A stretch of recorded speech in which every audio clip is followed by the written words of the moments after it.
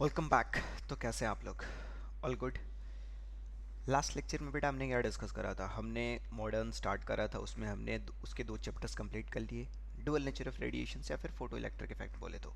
और दूसरा वाला कौन सा हमने कंप्लीट करा था? हमने एटॉमिक कंप्लीट कर लिया था। एटम के डिफरेंट मॉडल देखा था हमने, और एटम के रिगार्डिंग सारी स्टडीज़ हमने कर ली थी।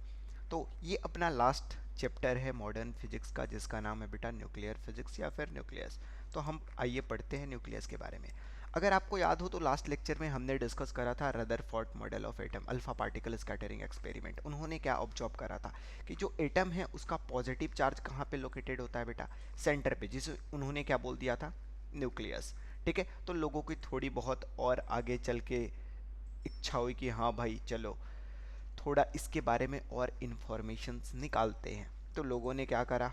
न्यूक्लियस के बारे में पढ़ना स्टार्ट करा, स्टडी करना स्टार्ट करा। आगे चल के बहुत सारी थ्योरीज आई, समरफोल्ड थ्योरी आगे डिस्कस करें तो हमें पता चला कि एक्चुअल में ये वेव फंक्शन के टर्म्स में एग्जिस्ट करता है। तो हम यहाँ वेव फंक्शन तो नहीं पढ़ने वाले बेटा, हम यहाँ क्या पढ़ने वाले? उसका एक अप्रॉक्सीमेटेड वर्जन पढ़ने वाले हैं। क्लियर है? तो आइए स्टार्ट करते अपन। तो न्यूक्लियर फिजिक्स वो ब्रांच है जो किसके बारे में स्टडी करता है? ब्रांच ऑफ साइंस या physics that deals with the study of nucleus. Nucleus के बारे में डिस्कस करता है। न्यूक्लियस की डिस्कवरी किसने करी थी बेटा? तो हमने देखा था न्यूक्लियस को रदरफोर्ड ने ढूंढा था। ठीक है, फर्दर आगे चल के दो लोगों ने और पता करा, तो हमें ये पता लगा कि जो न्यूक्लियस है वो फर्दर दो तरह के पार्टिकल से मिलकर बना हुआ है। पहला न्यूट्रॉन, दूसरा प्रोटॉन। ठीक है, प्रोटॉन की डिस्कवरी, प्रोटॉन के बारे में हमने पहले ही बात कर ली थी। प्रोटॉन को किसने डिस्कवर करा था? गोल्डस्टीन ने डिस्कवर करा था। और न्यूट्रॉन को देखो, न्यूट्रॉन की डिस्कवरी कैसे हुई? लोगों ने क्या करा? दो कार्बन का सैंपल लिया, दोनों कार्बन के सैंपल को मेजर किया तो दोनों सेम आना चाहिए था ना। हमने वहां डिस्कस करा था, एक नए नाम दिया गया था आइसोटोप्स। सेम एटॉमिक नंबर होते हुए भी डिफरेंट एटॉमिक मास होता है। वहां से लोगों के मन में आया कि भाई ये कैसे हो रहा है? तो फिर पता चला कि हाँ, न्यूट्रॉन नाम का भी कोई पार्टिकल एग्जिस्ट करता है, जिसे जे चैडविक ने ढूंढा। क्लियर है? अब बात कर लें आगे। तो न्यूट्रॉन का जो मास होता है वो होता है 1.67 10⁻⁻⁻27 और प्रोटॉन का मास होता है 1.67 इंटू 10⁻⁻27 अगर देखा तो अप्रॉक्सीमेट मास ऑफ प्रोटॉन और मास ऑफ न्यूट्रॉन क्या होता है बेटा? इक्वल होता है। अप्रॉक्सीमेटली दोनों का मास इक्वल होता है। अब हम थोड़ी सी केमिस्ट्री की बातें भी कर लेते हैं। आप लोगों ने देखा होगा केमिस्ट्री में किसी भी एलिमेंट को कैसे रिप्रेजेंट करते हैं? एक्स, ए, जेड। किसी किसी कहीं कहीं आपको ऐसे भी मिलेगा, और कहीं कहीं आपको कोई पीरियोडिक टेबल में आपने देखा होगा ऐसे भी आपको मिलता है। हाँ या ना? तो किसी भी एलिमेंट को हम कैसे रिप्रेजेंट करते हैं? एक्स, ए, जेड से रिप्रेजेंट करते हैं। यहाँ पे एक्स क्या होता है बेटा? एक्स होता है सिंबल ऑफ एटम। ठीक है, बात करें जेड क्या होता है, तो जेड को एटॉमिक नंबर बोला जाता है। और ये एटॉमिक नंबर किसके इक्वल होता है बेटा? तो atomic number number of protons के इक्वल होता है हमेशा। एटॉमिक नंबर किसके इक्वल होता है? नंबर ऑफ प्रोटॉन के इक्वल, जिसे हम जेड से डिनोट करते हैं। फिर आगे देखें तो एटॉमिक मास, एटॉमिक मास किसके इक्वल होता है? एटॉमिक मास या एटॉमिक मास नंबर भी बोलते हैं। ये टोटल नंबर ऑफ न्यूक्लियन के इक्वल होता है। और न्यूक्लियस किस चीज़ से मिलके बना है बेटा? न्यूक्लियर के जो पार्टिकल है, न्यूक्लियस के जो पार्टिकल हैं प्रोटॉन और न्यूट्रॉन, इसे हम न्यूक्लियंस भी बोलते हैं। ठीक है, तो ये अपना एटॉमिक मास किस किस चीज़ से मिलके बना होगा? तो number of proton plus number of proton neutron को मिला के हम क्या बोलते हैं बेटा? Atomic mass. क्लियर है? किसी एलिमेंट को कैसे रिप्रेजेंट करेंगे? उसका एटॉमिक नंबर और एटॉमिक मास। क्लियर है? एटॉमिक मास क्या होगा? Number of proton plus number of neutron. और एटॉमिक नंबर किसके इक्वल होगा? नंबर ऑफ प्रोटॉन के इक्वल होगा। अब बातें कर लेते हैं हम किसकी? एटॉमिक मास नंबर की। ठीक है, तो एटॉमिक मास आप लोगों ने मोल कंसेप्ट में पढ़ा होगा। हम जो एटम का मास होता है उसे यूनिफाइड मास के टर्म्स में रिप्रेजेंट करते हैं या फिर एएमयू में रिप्रेजेंट करते हैं। हाँ या ना? तो एटम का मास हम किस में रिप्रेजेंट करते हैं? एएमयू में। या फिर यू से भी रिप्रेजेंट किया जाता है। यू का मतलब यूनिफाइड मास होता है। हाँ या ना? और एएमयू का मास होता है, इसका फुल फॉर्म होता है एटॉमिक मास यूनिट। क्लियर है?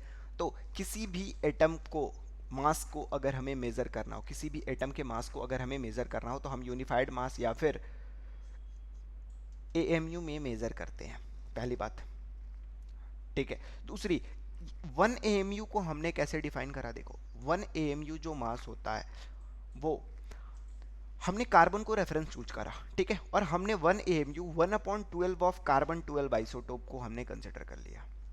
कार्बन 12 का एक आइसोटोप का जितना मास होता है उसको 12 से अगर डिवाइड कर दिया जाए तो हमें क्या मिल जाएगा बेटा, हमें 1 AMU मास मिल जाएगा। कार्बन को ही क्यों चूज करा गया, कार्बन को इस वजह से चूज करा गया क्योंकि कार्बन ऑलमोस्ट सारे एलिमेंट से रिएक्शंस कर सकता है, ठीक है, ऑलमोस्ट सारे एलिमेंट से कार्बन का रिएक्शन कराया जा सकता है, इस वजह से कार्बन को हमने क्या करा, रेफरेंस चूज करा। और 1/12 ऑफ कार्बन 12 आइसोटोप को हमने क्या बोल दिया बेटा, 1 AMU बोल दिया या 1U बोल दिया। क्लियर है, हाँ या ना। और 1 AMU किसके इक्वल होगा बेटा, अगर हम बात करें 1 AMU को हम रिप्रेजेंट करना चाहें तो 1 AMU ऑलमोस्ट 1.6603 इंटू 10⁻27 kg के इक्वल होता है, ठीक है। तो इसका यूनिट हमने AMU कंसिडर कर लिया, 1.6603 इंटू 10⁻27 kg को हमने AMU बोल दिया। क्या आपको क्लियर है, अगर हम किलोग्राम में मेजर करें तो ये कितना आएगा, 1.6603 इंटू 10⁻27 किलोग्राम 1 AMU के इक्वल होता है, ठीक है। दूसरे यूनिट में अगर हम डिस्कस करें, इलेक्ट्रॉन वोल्ट के टर्म्स में डिस्कस करें तो इसकी वैल्यू 931.478 मेगा इलेक्ट्रॉन वोल्ट पर स्पीड ऑफ लाइट के स्क्वायर के इक्वल होता है। क्लियर है, तो हमने ऊपर देखा ये मास ऑलमोस्ट, ये जो 1 AMU की वैल्यू है, क्या ये मास ऑफ न्यूट्रॉन और मास ऑफ प्रोटॉन के इक्विवेलेंट नहीं है। अगर इसके ऑर्डर की बात करें 10⁻⁻27 10⁻⁻27 ऑलमोस्ट दोनों का एवरेज बोल सकते हैं हम, क्या बोल सकते हैं, एवरेज बोल सकते हैं। तो 1 AMU जो मास है वो मास ऑफ प्रोटॉन के इक्वल भी होना है और मास ऑफ न्यूट्रॉन के इक्वल भी होना है। तो 1 AMU किसके इक्वल होगा, मास ऑफ प्रोटॉन के या मास ऑफ न्यूट्रॉन के, ठीक है। तो जैसे अगर हाइड्रोजन की बात करें, हाइड्रोजन के पास अगर हम बात करें एक प्रोटॉन है तो हाइड्रोजन का मास कितना हो जाएगा बेटा, 1 AMU के इक्वल हो जाएगा। तो हाइड्रोजन का मास कितना हो गया, 1 AMU। कार्बन को हाइड्रोजन हर एटम के साथ कंपेयर किया गया और फिर हमने उसका यूनिफाइड मास डिफाइन कर दिया। क्लियर है, अब अपनी अगली बारी आती है किसकी, कुछ डेफिनेशंस की। क्या क्या है बेटा डेफिनेशंस, पहले आइसोटोप्स। आइसोटोप्स क्या होते हैं, हमने एटॉमिक में देखा था कि आइसोटोप्स की डिस्कवरी ने क्या करा था, डाल्टन एटॉमिक थ्योरी को गलत साबित करा था कि दो अलग अलग सेम एलिमेंट है तो उनकी फिजिकल और केमिकल प्रॉपर्टीज सेम होंगी, अलग भी हो सकती है। क्लियर है, तो आइसोटोप क्या होता है, nucleus having same number of proton, proton का नंबर क्या है, सेम, सेम प्रोटॉन का नंबर मतलब सेम एटॉमिक नंबर होना चाहिए, यानी सेम एलिमेंट, हाँ या ना, but different number of neutrons. लेकिन न्यूट्रॉन्स के अगर डिफरेंट नंबर हुए या different number of different atomic mass भी बोल सकते हैं, same element having different atomic mass, या फिर element having same number of proton but different number of neutrons. जैसे बात करें इसके एग्जांपल की तो कार्बन 12, कार्बन 12 इसका एटॉमिक नंबर कितना है 6, नंबर ऑफ प्रोटॉन कितना है 6, एटॉमिक मास कितना है 6 12, इसका मतलब इसके पास न्यूट्रॉन कितने होंगे 12 माइनस 6, हाँ या ना, क्योंकि हमने देखा था ऊपर में जो हमारा एटॉमिक मास होता है वो number of neutron plus number of proton होता है। तो नंबर ऑफ प्रोटॉन तो हमें 6 पता है ना एटॉमिक नंबर के इक्वल, तो यहाँ से नंबर ऑफ न्यूट्रॉन कितना आ गया 6 आ गया। अब हम बात कर ले कार्बन 14 की। कार्बन 14 कार्बन का एक आइसोटोप होता है, इसका एटॉमिक नंबर अगर 6 है मतलब नंबर ऑफ प्रोटॉन्स 6 होंगे, नंबर ऑफ न्यूट्रॉन्स कितने होंगे 14 माइनस 6, यानी नंबर ऑफ न्यूट्रॉन्स कितने आ गए 8। तो same element having different number of neutrons is called isotope, या same element having different atomic mass is called isotope। Clear है, तो यहाँ पे नंबर ऑफ न्यूट्रॉन कितने आ गए भाई साहब, तो 6 आ गए, यहाँ पे कितने आ गए 8 आ गए, ठीक है। Same element having different number of neutrons is called isotope. आगे बढ़े, अपना नेक्स्ट पॉइंट है आइसोटोन। आइसोटोन क्या होता है, तो nuclei having same neutron number n but different atomic number z, atomic number अलग होना चाहिए और नंबर ऑफ न्यूट्रॉन सेम होना चाहिए। तो हम ये दोनों डिफरेंट डिफरेंट एलिमेंट होंगे, हाँ या ना, two different element having same number of neutron is called isotone, ऐसा भी बोल सकते हैं। तो अगर हम बात करें नाइट्रोजन की तो नाइट्रोजन का एटॉमिक नंबर 7, या ऑक्सीजन की बात कर लेते हैं, ऑक्सीजन का एटॉमिक नंबर 8 और इसके पास कितने होंगे एटॉमिक मास 16, हाँ या ना, ऑक्सीजन की एटम की बात कर रहे हैं, ऑक्सीजन एटम का एटॉमिक नंबर 8 यानी इसके पास 8 प्रोटॉन्स होंगे। और नंबर ऑफ न्यूट्रॉन्स की बात करें तो नंबर ऑफ न्यूट्रॉन कितना हो जाएगा भाई, 16 माइनस 8, यानी कि इसके पास 8 न्यूट्रॉन्स हैं। हाँ या ना, 8 न्यूट्रॉन्स है। और हमने कार्बन 12 आइसोटोप, कार्बन 14 आइसोटोप को अभी देखा था, इसके पास भी नंबर ऑफ न्यूट्रॉन्स कितने हैं, 14 माइनस 6, यानी कि इसके पास भी 8 न्यूट्रॉन्स हैं। तो दोनों एलिमेंट अलग है, दोनों का एटॉमिक नंबर डिफरेंट है, लेकिन फिर भी दोनों का क्या सेम है बेटा, दोनों का नंबर ऑफ न्यूट्रॉन सेम है। नंबर ऑफ न्यूट्रॉन सेम है, इसका मतलब इसे हम क्या बोलेंगे बेटा, इसे हम बोलेंगे आइसोटोन। आगे बढ़े, अगली डिस्कशन करें तो अगला है अपना आइसोबार। आइसोबार क्या होता है, nuclei having same mass number but different atomic number. ठीक है, एटॉमिक नंबर डिफरेंट होना चाहिए लेकिन मास नंबर क्या होना चाहिए, सेम होना चाहिए। क्लियर है, ऐसे न्यूक्लियस को क्या बोलते हैं हम, आइसोबार्स बोलते हैं। आगे बढ़े, दूसरी अगली डिस्कशन आती है, अब न्यूक्लियस के बारे में डिस्कस कर रहे हैं तो न्यूक्लियस के साइज के बारे में डिस्कस कर लेते हैं। ठीक है, ऐसे तो न्यूक्लियस का कोई अप्रॉक्सीमेट साइज नहीं है, न्यूक्लियस को हाईली मूविंग, देखो ऐसा होता है ना बेटा, वहाँ न्यूक्लियस के अंदर भी जो प्रोटॉन्स और न्यूट्रॉन्स होते हैं वो भी अपने ऑर्बिट में मूव करते हैं। ठीक है, और उनका भी कुछ ना कुछ एंगुलर मोमेंटम होता है जिसे हम स्पिन क्वांटम नंबर से रिप्रेजेंट करते हैं। ठीक है, तो केमिस्ट्री में आपने पढ़ा होगा, क्वांटम नंबर चैप्टर में आपने ये चीज़ें पढ़ी होंगी कि एक्चुअल में प्रोटॉन को हम वेव फंक्शन से रिप्रेजेंट करते हैं, लेकिन फिर भी अगर हम उसका एक एवरेज रेडियस कैलकुलेट करें तो हम उसका एवरेज रेडियस बता सकते हैं, न्यूक्लियस की साइज बता सकते हैं, वॉल्यूम बता सकते हैं, डेंसिटी बता सकते हैं। तो ये सारी चीज़ें आपसे पूछी जाती है एग्जाम्स में।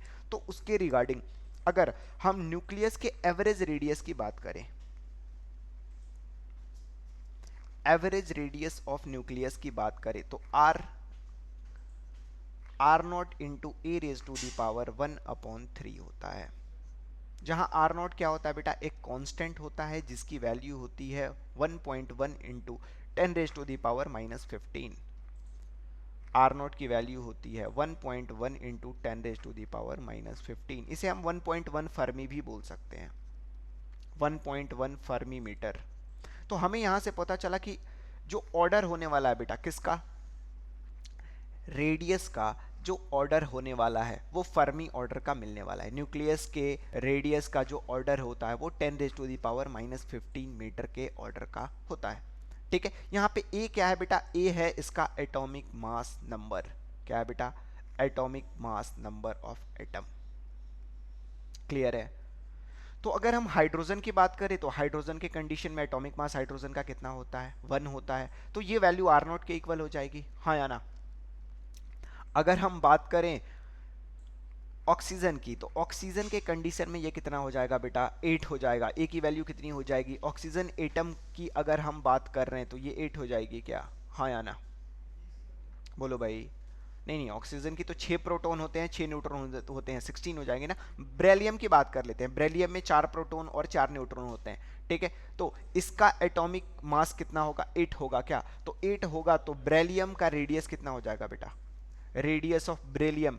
और ये जो रेडियस है आप कंफ्यूज नहीं होंगे, ये रेडियस किसका है बेटा, न्यूक्लियस का है, ये रेडियस एटम का नहीं है। ठीक है, एटॉमिक रेडियस हमने पीछे डिस्कस करा था 0.529, ठीक है, जेड स्क्वायर अपॉन एन के इक्वल आ रहा था जो हमने पिछले चैप्टर में डिस्कस करा था। हाँ या ना, तो ये न्यूक्लियस का रेडियस है और ये रेडियस किसके इक्वल होगा, R naught A raise to the power 1/3 के इक्वल होगा। वहां हमने देखा था एटॉमिक रेडियस का ऑर्डर क्या था, एंजेस्ट्रॉन में आ रहा था, और न्यूक्लियस रेडियस का ऑर्डर क्या है बेटा, ये फर्मी मीटर के ऑर्डर में आ रहा है।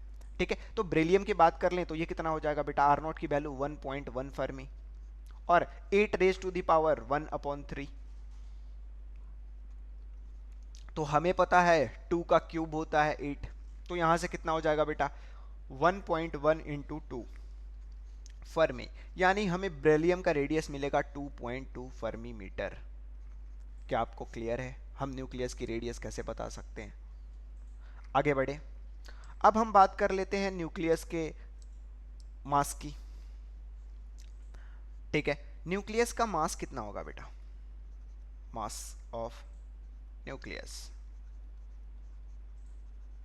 हमने क्या कंसिडर करा था, मास ऑफ न्यूट्रॉन जो है वो किसके इक्वल है, मास ऑफ प्रोटॉन के इक्वल है ऑलमोस्ट। और इलेक्ट्रॉन से अगर इसका कंपैरिजन करें तो ऑलमोस्ट मास ऑफ प्रोटॉन जो होता है वो 1900 टाइम्स या 1840 अप्रोक्स होता है, 1840 टाइम्स मास ऑफ इलेक्ट्रॉन होता है।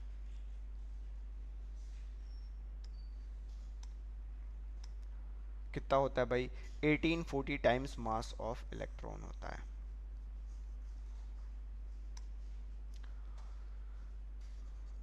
Eighteen 40 times mass of electron होता है। इस वजह से हम, सिंस इलेक्ट्रॉन न्यूक्लियस में लाई नहीं करता है तो इलेक्ट्रॉन को यहाँ पे कंसिडर नहीं किया जाएगा, पहली बात। और अगर हम बात करें प्रोटॉन की, तो प्रोटॉन के कंपैरिजन में इलेक्ट्रॉन का मास क्या बेटा, बहुत कम है। ठीक है, तो मास ऑफ न्यूक्लियस किसके इक्वल हो जाएगा, एटॉमिक नंबर ए के, और इनटू मास ऑफ प्रोटॉन के। एटॉमिक नंबर किसके इक्वल होता है, number of proton plus number of neutron, हाँ या ना, multiplied by mass of proton, ये टोटल मास ऑफ न्यूक्लियस होगा, हाँ या ना। ठीक है, और number of proton plus number of neutron को हम एटॉमिक मास ए भी बोलते हैं, तो हम इसे ए टाइम्स मास ऑफ प्रोटॉन लिख सकते हैं। ठीक है, या फिर एटॉमिक मास यूनिट, यूनिफाइड मास भी लिख सकते हैं, क्योंकि मास ऑफ प्रोटॉन के इक्विवेलेंट ही था एटॉमिक मास यूनिट। तो ये हमारा मास ऑफ न्यूक्लियस हो गया।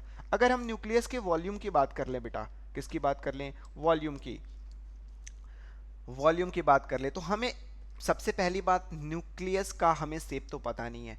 हम अपने कन्वीनियंस के लिए सिमेट्रिक कंसिडर करते हुए हम उसे स्फेरिकल कंसिडर करते हैं। क्या कंसिडर करते हैं, स्फेरिकल। और ये किसके इक्वल हो जाएगा भाई, तो ये हो जाएगा वॉल्यूम, वॉल्यूम ऑफ स्फीयर कितना होता है बेटा, 4 पाई आर क्यूब होता है क्या, 4/3 पाई आर क्यूब होता है क्या, हाँ या ना।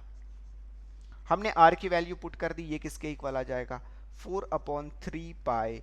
आर की वैल्यू अगर हम पुट कर दें तो ये क्या हो जाएगा बेटा, R naught cube into A raise to the power, radius कितना है, A into R into A raise to the power 1/3, हमने इसका होल क्यूब कर दिया, तो ये R naught raise to the power 3, A raise to the power 1/3 का power 3, 3 ने 3 को मार दिया, ये कितना आ गया बेटा, 4/3 पाई आर नॉट क्यूब इंटू ए।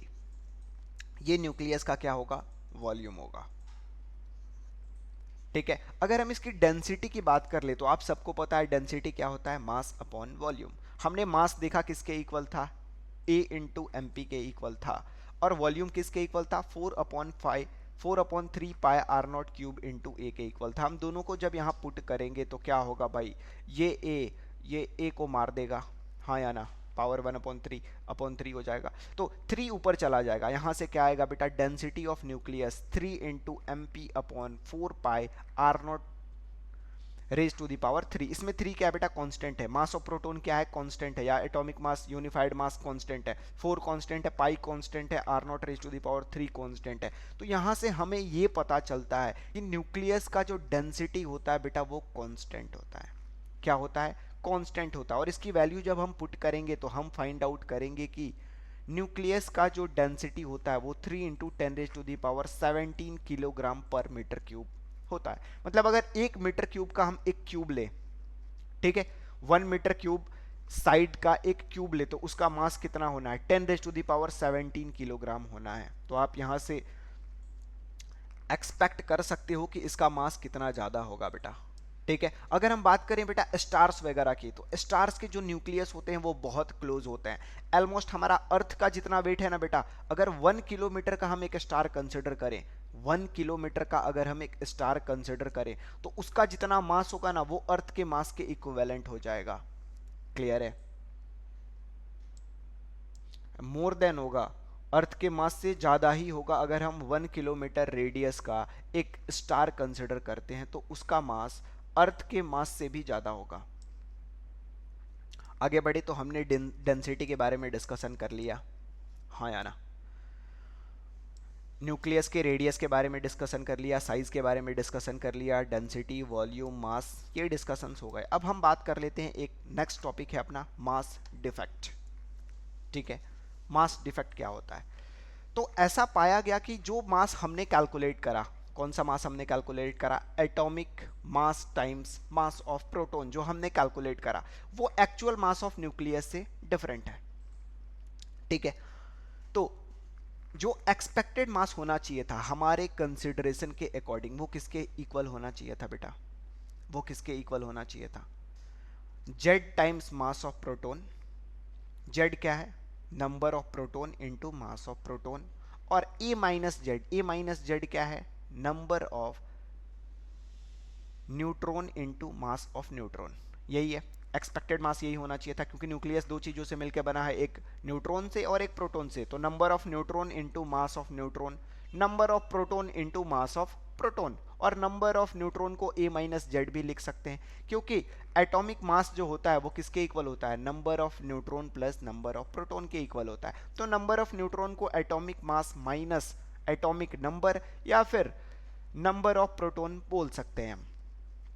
ठीक है, ये हमारा एक्सपेक्टेड मास आना चाहिए था, लेकिन जो मास हमने ऑब्जॉर्व करा वो किसके इक्वल था, वो था मास of atom minus Z times mass of electron के। किसके इक्वल था, जो मास हमने एक्चुअली में जब न्यूक्लियस को मेजर किया गया उसका मास जो ऑब्जॉर्व हुआ वो किसके इक्वल था।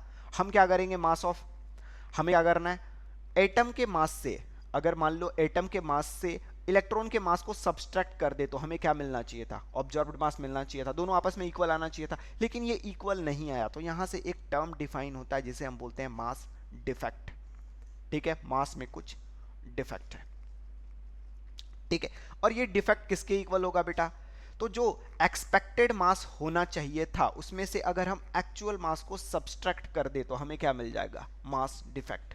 मास डिफेक्ट क्या होता है, मास एक्सपेक्टेड माइनस मास ऑब्जॉर्ब्ड। क्लियर है। ठीक है, एक्सपेक्टेड मास कितनी होनी चाहिए थी, Z times mass of proton plus A minus Z times mass of neutron, और एक्चुअल मास हमें कितना ऑब्जॉर्ब हुआ, मास of atom minus Z times mass of electron. क्योंकि अगर एक न्यूट्रल एटम है तो इलेक्ट्रॉन के नंबर प्रोटॉन के नंबर दोनों क्या होते हैं बेटा, इक्वल होते हैं, तो इलेक्ट्रॉन के नंबर को भी हम जेड से रिप्रेजेंट कर सकते हैं। तो ये हमारे मास डिफेक्ट की वैल्यू आ गई डेल्टा एम। इससे भी आपको क्वेश्चंस पूछे जाते हैं, तो आप इस फॉर्मूले को याद रखेंगे, सिंपल। अब यहां एक और टर्म आता है बेटा जिसे हम बोलते हैं बाइंडिंग एनर्जी। क्या बोलते हैं, बाइंडिंग एनर्जी। तो बाइंडिंग एनर्जी क्या होता है, ये मिनिमम रिक्वायर्ड एनर्जी है किसी न्यूक्लियस को ब्रेक करने के लिए उसके कंस्टिट्यूएंट पार्टिकल्स में। जैसे मान लो एक हाइड्रोजन है या फिर एक हीलियम है, उसका एक, उसके अंदर अगर बात करें हीलियम के बात करें तो उसके पास 2 प्रोटॉन और 2 न्यूट्रॉन्स होंगे, हाँ या ना, 2 प्रोटॉन्स और 2 न्यूट्रॉन्स होंगे। वो न्यूक्लियस में कन्फाइंड होंगे, कुछ ना कुछ उनका एनर्जी होगा जिसके वजह से, कौन सी एनर्जी, वो न्यूक्लियर फोर्स के वजह से दोनों अट्रैक्टेड होंगे। आगे हम डिस्कस करेंगे न्यूक्लियर फोर्स के बारे में। ठीक है, न्यूक्लियर फोर्स के वजह से दोनों क्या होंगे बेटा, अट्रैक्टेड होंगे। तो उन्हें ब्रेक करने के लिए, दूर लेके जाने के लिए जो एनर्जी हमें देनी पड़ेगी उसे हम क्या बोलेंगे बेटा, बाइंडिंग एनर्जी।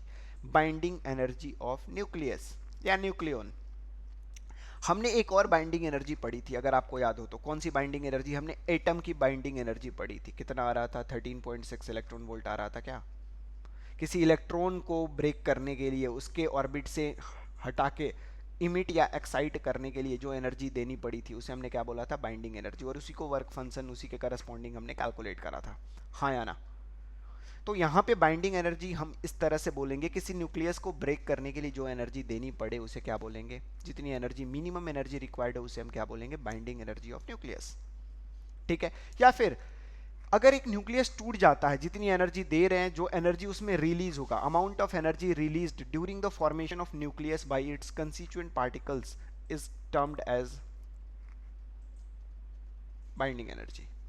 ठीक है, जब न्यूक्लियस फॉर्म होगा उस वक्त जो एनर्जी रिलीज होगी उसे हम क्या बोल देंगे, बाइंडिंग एनर्जी।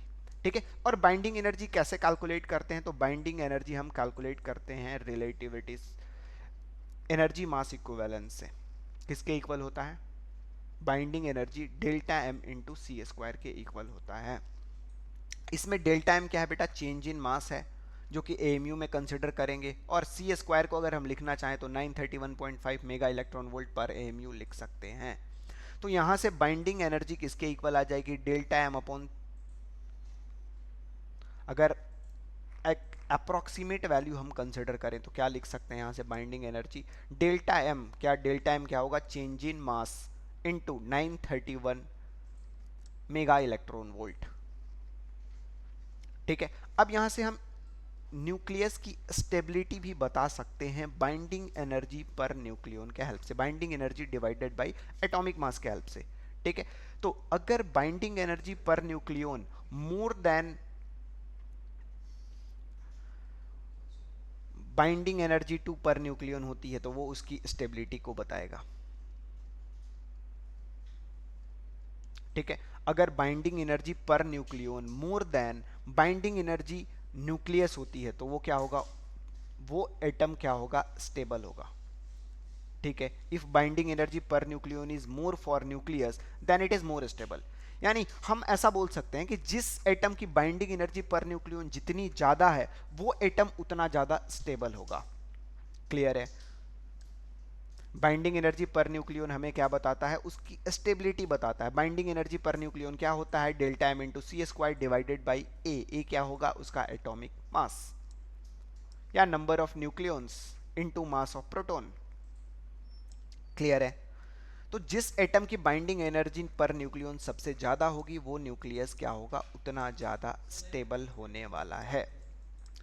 अब बात कर ले बेटा अगले पॉइंट की, variation of binding energy per nucleon with mass number. अगर हम अलग अलग एलिमेंट की बात करें और उनकी बाइंडिंग एनर्जी पर न्यूक्लियन देखें तो हम ऐसा ऑब्जर्व करेंगे, बाइंडिंग एनर्जी पर न्यूक्लियन पहले इंक्रीज करेगा। अगर हम एटॉमिक नंबर वाइज एक ग्राफ ड्रॉ करें बाइंडिंग एनर्जी पर न्यूक्लियन और एटॉमिक मास की या एटॉमिक नंबर की, बाइंडिंग एनर्जी डिवाइडेड बाय ए क्या है, मास नंबर पर न्यूक्लियन, यही हुआ हाँ या ना। तो हम ऐसा पाएंगे कि जैसे जैसे बाइंडिंग एनर्जी पर न्यूक्लियन पहले क्या होगा, आप इस ग्राफ में देख पा रहे हो, पहले इंक्रीज हो रहा है, फिर ये मैक्सिमम तक जा रहा है और फिर ये डिक्रीज होने लग रहा है, हाँ या ना। तो बाइंडिंग एनर्जी पर न्यूक्लियन पहले इंक्रीज करता है, फिर एक मैक्सिमम वैल्यू को रीच करता है, जिसकी मैक्सिमम वैल्यू कितनी होगी, 8.8 मेगा इलेक्ट्रॉन वोल्ट होगी। और ये किसके लिए आता है, तो ये आयरन के लिए आता है बेटा। सबसे अधिक बाइंडिंग एनर्जी, ये भी क्वेश्चन आपसे पूछा जा सकता है कि बाइंडिंग एनर्जी पर न्यूक्लियन किस एलिमेंट के एटम का सबसे अधिक होता है, तो किसका होता है भाई, आयरन का। आयरन का binding energy per nucleon maximum होता है जो कि 8.8 मेगा इलेक्ट्रॉन वोल्ट के इक्वल होता है। ठीक है, अब 8.7 तक पहुंचेगा कब, जब हम इसका एटॉमिक नंबर कितना कंसिडर करेंगे, 56, यानी 56 तक धीरे धीरे धीरे धीरे ये इंक्रीज करेगा। वापस 56 के बाद अगर हम बात करें, क्या किसकी बात करें, 56 के बाद की बात करें, तो हम ऐसा ऑब्जर्व करेंगे कि बाइंडिंग एनर्जी पर न्यूक्लियन वापस से डिक्रीज हो रही है, डिक्रीज हो रही है, क्या हो रही है, डिक्रीज हो रही है। तो अगर हम बात करें बाइंडिंग एनर्जी पर न्यूक्लियन किस एटम की ज्यादा होगी, तो जो मीडियम, जिसके न्यूक्लियस का साइज क्या होगा, मीडियम साइज का न्यूक्लियस होगा, उसकी बाइंडिंग एनर्जी क्या होने वाली है, ज्यादा होने वाली है। यानी मीडियम न्यूक्लियस जो है वो ज्यादा स्टेबल है। आयरन के आसपास वाले जितने भी एटम होंगे इनके न्यूक्लियस क्या होंगे बेटा, ज्यादा स्टेबल होंगे। अगर कम बाइंडिंग एनर्जी पर न्यूक्लियन कम हुआ, एटॉमिक नंबर कम हुआ तो भी कम होगा, एटॉमिक नंबर ज्यादा हुआ तो भी क्या हुआ, कम हुआ। तो हम ऐसा बोल सकते हैं कि सबसे अधिक स्टेबल कौन से होंगे, यहाँ पे 50 टू लेके 80 तक जो एलिमेंट होंगे जिसका एटॉमिक नंबर 50 टू 80 के बीच लाई कर रहा होगा वो सबसे अधिक स्टेबल न्यूक्लियस वाले एटम होंगे। क्लियर है, जिनका एटॉमिक नंबर 50 टू 80 के बीच लाई करेगा वो सबसे अधिक स्टेबल होंगे। जिसका एटॉमिक नंबर 50 से नीचे है वो भी कम स्टेबल होना है, और जिसका 80 से ज्यादा होना है वो भी क्या होगा बेटा, वो भी हमें कम स्टेबल देखने को मिलेगा। अब क्या होगा, जो एटम कम स्टेबल होते हैं वो अपनी स्टेबिलिटी गेन करने के लिए दो चीजें करते हैं। क्या करते हैं बेटा, एक फिजन और दूसरा फ्यूजन। दो छोटे छोटे एलिमेंट्स, मान लो यहाँ के दो छोटे छोटे एटम्स हैं, दोनों कंबाइन होकर ट्राई करते हैं क्या हो जाना, एक मीडियम न्यूक्लियस को अचीव कर लेना। ठीक है, तो ये क्या करते हैं, दो एटम कंबाइन हो जाते हैं, इस प्रोसेस को बोलते हैं हम फ्यूजन। क्या बोलते हैं, सॉरी फ्यूजन, इस प्रोसेस को क्या बोलते हैं बेटा, फ्यूजन। लाइटर न्यूक्लियाई जिनकी अनस्टेबिलिटी होती है, न्यूक्लियस की अनस्टेबिलिटी होती है, उनके पास टेंडेंसी होती है फ्यूज हो जाने के, मतलब दो छोटे छोटे एटम मिलके एक मीडियम न्यूक्लियस बना देते हैं। इन छोटे छोटे न्यूक्लियस को क्या बोलते हैं हम? इन छोटे छोटे न्यूक्लियस को बोलते हैं पेरेंट न्यूक्लियाई। क्या बोलते हैं? Parent nuclei. और जो फॉर्म होता है इसे हम बोलते हैं डॉटर न्यूक्लियाई। ठीक है, तो अपनी स्टेबिलिटी के लिए बेटा ये क्या करते हैं, जो कम एटॉमिक नंबर वाले एलिमेंट्स हैं वो क्या करते हैं, वो कंबाइन होते हैं, और कंबाइन होके क्या फॉर्म करते हैं, वो कंबाइन होके एक मीडियम न्यूक्लियस फॉर्म करते हैं। और इस कॉम्बिनेशन प्रोसेस को, इस न्यूक्लियर रिएक्शंस को क्या बोलेंगे हम? न्यूक्लियर फ्यूजन बोलेंगे। इसके बारे में हम आगे इन डिटेल में डिस्कस करेंगे।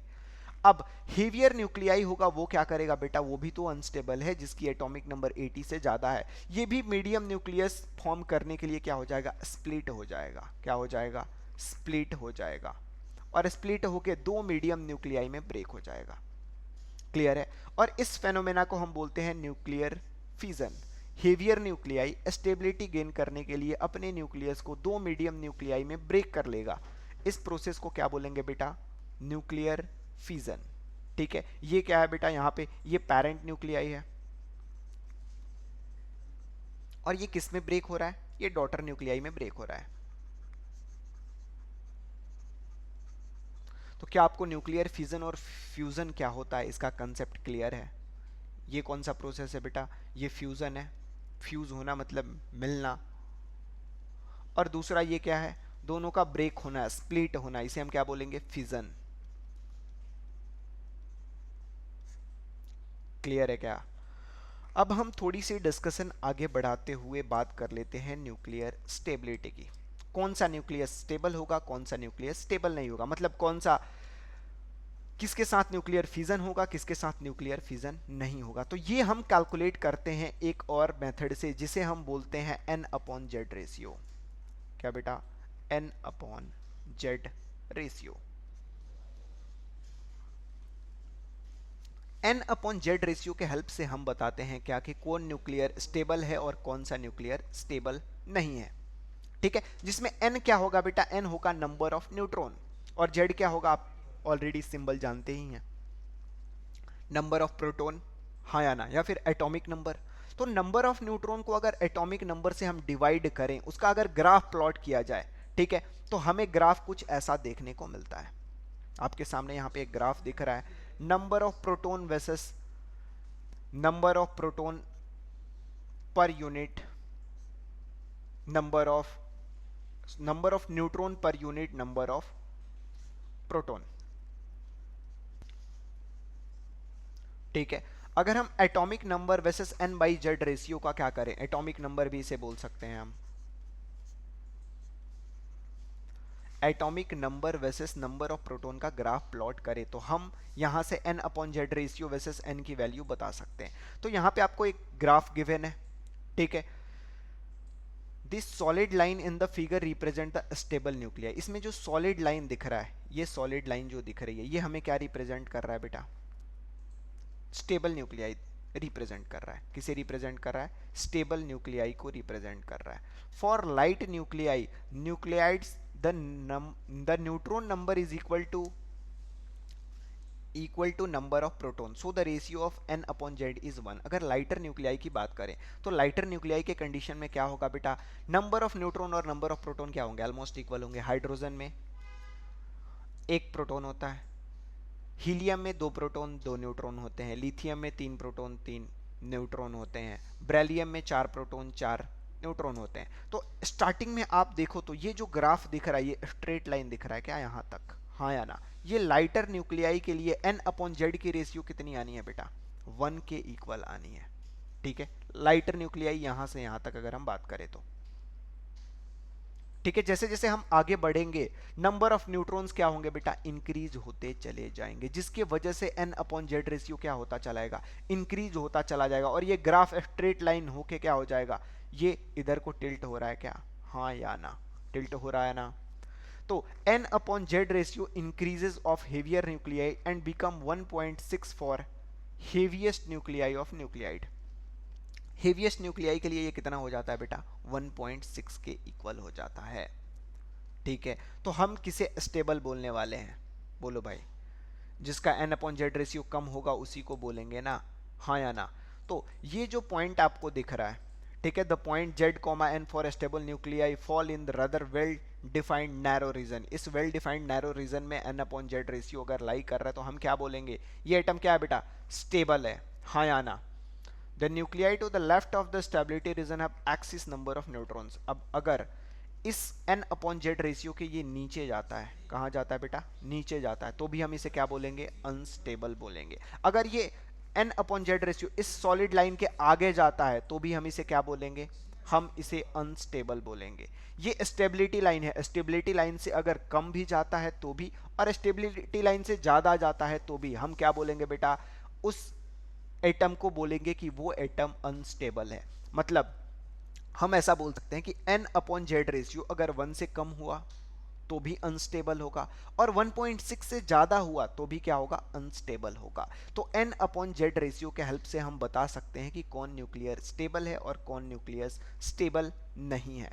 ठीक है, अगर स्टेबल नहीं होगा तो क्या होगा बेटा, अगर मान लो कोई न्यूक्लियर स्टेबल नहीं है तो क्या होगा, तो उस वो जो अपनी स्टेबिलिटी को गेन करने के लिए वो क्या करता है, कुछ पार्टिकल्स को इमिट करता है। कैसे पार्टिकल्स को इमिट करता है, तो रेडियो एक्टिव पार्टिकल्स को इमिट करता है अपनी स्टेबिलिटी के लिए। ठीक है, हम रेडियो एक्टिविटी सबसे लास्ट में डिस्कस करेंगे, पहले हम बस इतना जान ले कि जिसका n अपॉन जेड रेशियो 1/6 से ज्यादा होगा वो कुछ रेडियो एक्टिव पार्टिकल्स को क्या करने वाला है, इमिट करने वाला है। उन रेडियो एक्टिव पार्टिकल्स के बारे में हम डिस्कस करेंगे।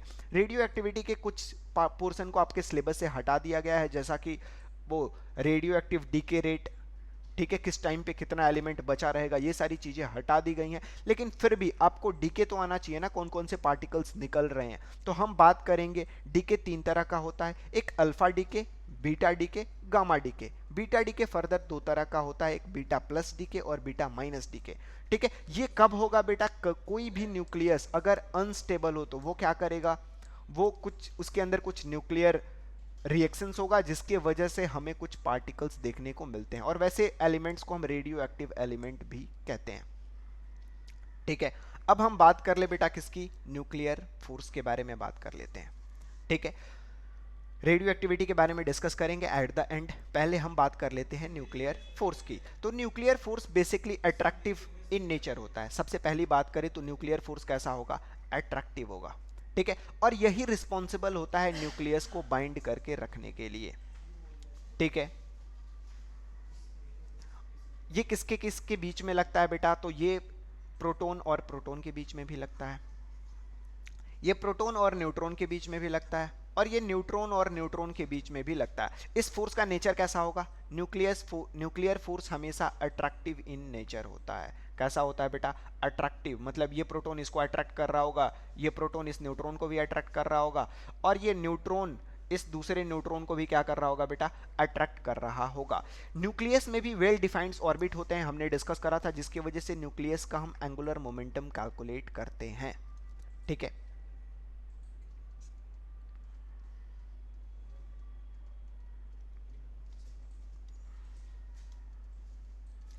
ठीक है, तो प्रोटॉन प्रोटॉन के बीच में, प्रोटॉन न्यूट्रॉन के बीच में, और न्यूट्रॉन न्यूट्रॉन के बीच में भी ये इंटरेक्शंस देखने को मिलता है, और ये अपने ऑर्बिट्स में रिवॉल्व करते हुए, इनका भी स्पिन क्वांटम नंबर इसके लिए भी आपने डिफाइन करा था, आपने पढ़ा था केमिस्ट्री में। तो ये इस न्यूक्लियस में रिवॉल्व करते हुए भी इनके बीच में अट्रैक्टिव इन नेचर एक फोर्स लगता है, जिसे हम क्या बोलते हैं, न्यूक्लियर फोर्स। अगर हम इसकी रेंज की बात कर लें तो ये कब लगता है बेटा, फर्मी ऑर्डर का होता है।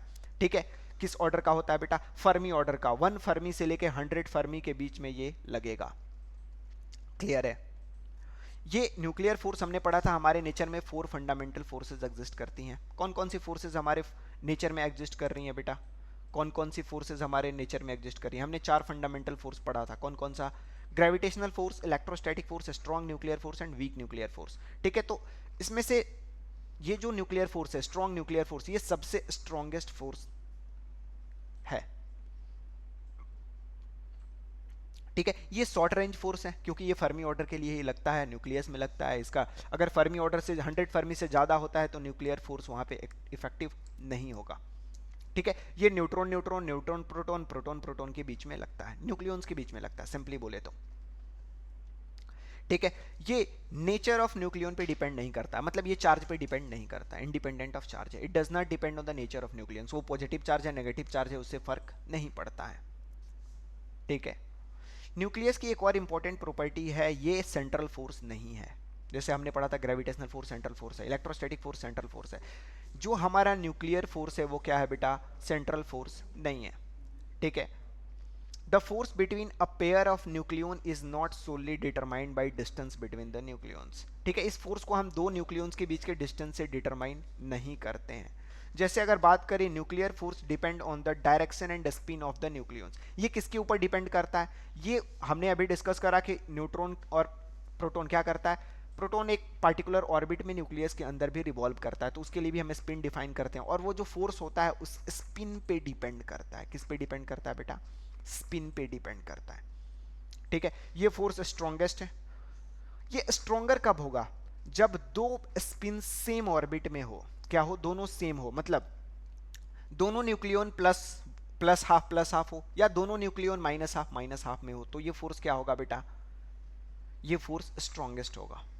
क्लियर है, मतलब एक प्रोटॉन और एक प्रोटॉन, दोनों प्रोटॉन का स्पिन अगर +1/2 है, इसका भी स्पिन +1/2 है, इसका भी स्पिन +1/2 है, तो इस कंडीशन में ये फोर्स क्या होगा, मैक्सिमम होगा। ठीक है, अगर एक प्रोटॉन है इसका स्पिन -1/2 है और दूसरा प्रोटॉन है इसका भी स्पिन -1/2 है, तो इस कंडीशन में भी ये फोर्स मैक्सिमम होगा। ठीक है, और ये मिनिमम कब होगा, जब दोनों एंटी पैरेलल हो। एंटी पैरेलल मतलब प्रोटॉन का स्पिन, एक प्रोटॉन का स्पिन 1/2 हो और दूसरे प्रोटॉन का स्पिन -1/2 हो। हाँ या ना। ठीक है, और इसके भी स्पिन को +1/2 -1/2 से हम रिप्रेजेंट करते हैं। दोनों सेम ओरिएंटेशन में अगर रिवॉल्व कर रहा हो, उस कंडीशन में दोनों के बीच का जो फोर्स होगा बेटा वो क्या होगा, मैक्सिमम होगा, जिसे हम स्पिन क्वांटम नंबर ms, इसका स्पिन क्वांटम नंबर से रिप्रेजेंट करते हैं, जिसके बारे में हमें ज़्यादा डिटेल में नहीं जाना है, वो हमारे बोर्ड सिलेबस में नहीं है। ठीक है, अब हम बात कर लेते हैं न्यूक्लियर फ्यूज़न की और न्यूक्लियर फिजन की। ठीक है बेटा, न्यूक्लियर फ्यूज़न क्या होता है। In nuclear fusion, heavy nuclei above 200 breaks into two or more fragment of comparable masses. एक बड़ा न्यूक्लियाई जिसका n/z रेशियो क्या है बेटा, 1/6 से ज्यादा है, वो क्या होगा, खुद को ब्रेक कर लेगा। अभी हमने डिस्कस करा था, हाँ या ना। ये खुद को क्या कर लेगा, स्मॉलर न्यूक्लियाई, स्मॉलर नहीं मीडियम न्यूक्लियाई में ब्रेक करेगा, ताकि क्या कर सके बेटा, न्यूक्लियस अपनी स्टेबिलिटी गेन कर सके। ठीक है, हम न्यूक्लियस के बारे में डिस्कस कर रहे हैं, इलेक्ट्रॉन्स को आप इसमें नहीं लाएं। ठीक है, एटॉमिक स्टेबिलिटी अलग चीज है, न्यूक्लियर स्टेबिलिटी अलग चीज है।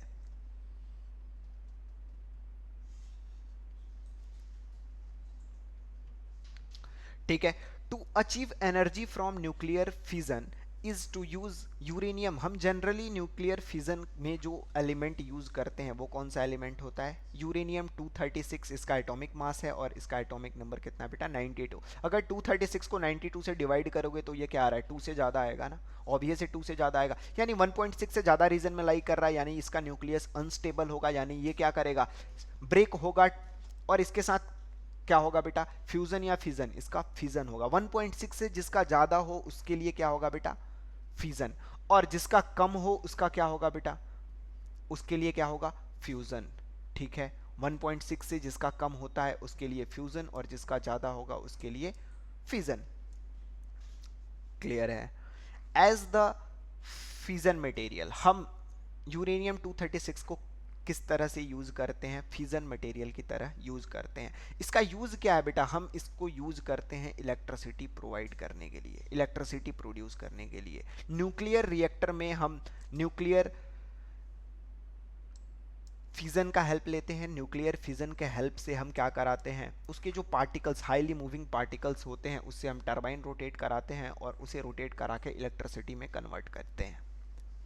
ठीक है, this technique is to heat a uranium sample by a sample of slow moving neutron. हम क्या करते हैं, अब न्यूक्लियर फिजन होता कैसे है एक्चुअल में, ये ऑटोमेटिक अपने आप नहीं होता है। एक मान लो यूरेनियम, यहाँ पे अपने पास यूरेनियम क्या है, एटम है, हम इसको क्या करेंगे, एक स्लो मूविंग न्यूट्रॉन को, ठीक है, स्लो मूविंग मतलब बहुत स्लो, जिसकी काइनेटिक एनर्जी 0.4 इलेक्ट्रॉन वोल्ट हो, तो आप समझ सकते हैं ये कितना स्लो होगा।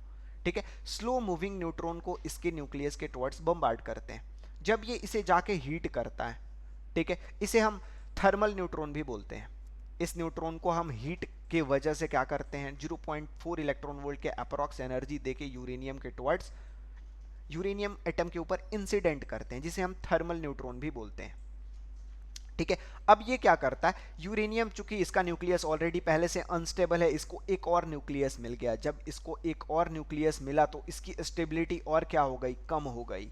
इसके जब ये न्यूक्लियस यहाँ पे जाके ऐड होगा तो इसका एटॉमिक नंबर 235 से बढ़ के कितना हो जाएगा, 236। थोड़ी सी हमने क्या करी, उसकी स्टेबिलिटी को और कम कर दी, जिसके वजह से क्या होगा बेटा, ये यूरेनियम ब्रेक हो जाएगा। क्या होगा, यूरेनियम ब्रेक हो जाएगा। The nucleus then fission into two parts, ये दो पार्ट्स में ब्रेक हो जाएगा और एक वैरायटी ऑफ चेन रिएक्शन देखने को मिलेगा। और variety of combination of the middle weight nuclei में भी फॉर्म्ड। ऐसा भी हो सकता है कि वैरायटी, ऐसा जरूरी नहीं कि पार्टिकुलर न्यूक्लियाई ही फॉर्म होगा, और वैरायटी ऑफ न्यूक्लियाई के एटम फॉर्म हो सकते हैं इसमें।